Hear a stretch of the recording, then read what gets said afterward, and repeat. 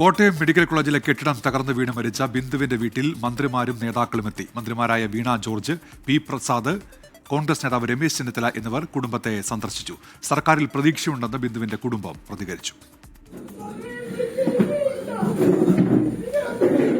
അപകടം നടന്ന 4-ാം ദിവസമാണ് ബിന്ദുവിന്റെ വീട്ടിൽ മന്ത്രി വീണ ജോർജ് എത്തിയത്. ബിന്ദുവിന്റെ ഭർത്താവ് വിശ്രുതനെയും അമ്മ സീതാലക്ഷ്മിയും മന്ത്രി ആശ്വസിപ്പിച്ചു.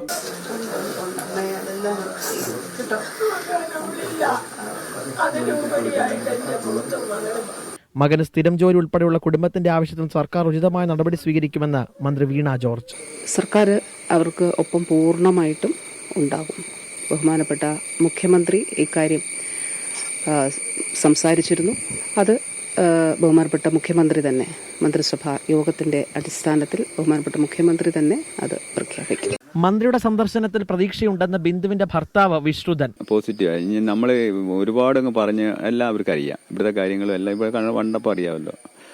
എല്ലാം ഒരു പോസിറ്റീവായിട്ട് തന്നെ ചിന്തിച്ച് അതിന് പരിഹാരം ഉണ്ടാക്കാമെന്ന് പറഞ്ഞാൽ പോയി, കുഴപ്പമില്ല. എല്ലാം മുന്നോട്ട്. കൃഷിമന്ത്രി പി പ്രസാദും കുടുംബത്തെ സന്ദർശിച്ചു.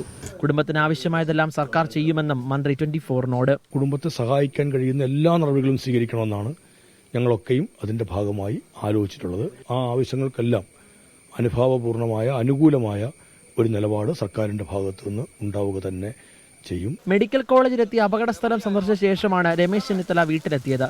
ആരോഗ്യമന്ത്രിക്ക് പ്രതിഷേധങ്ങളെ ഭയമെന്ന് ചെന്നിത്തല.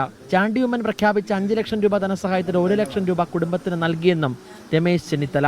ആരോഗ്യമന്ത്രി പ്രതിഷേധത്തെ ഭയക്കുന്നു. ആരോഗ്യമന്ത്രിക്ക് പകൽ വെളിച്ചത്തിൽ അവിടെ പോകാനുള്ള ധൈര്യമില്ലായിരുന്നു ആ വീട്ടിൽ. ബിന്ദു ജോലി ചെയ്തിരുന്ന തലയോലപ്പറമ്പിലെ ടെക്സ്റ്റൈൽ സ്ഥാപനവും കുടുംബത്തിന് സഹായം പ്രഖ്യാപിച്ചു.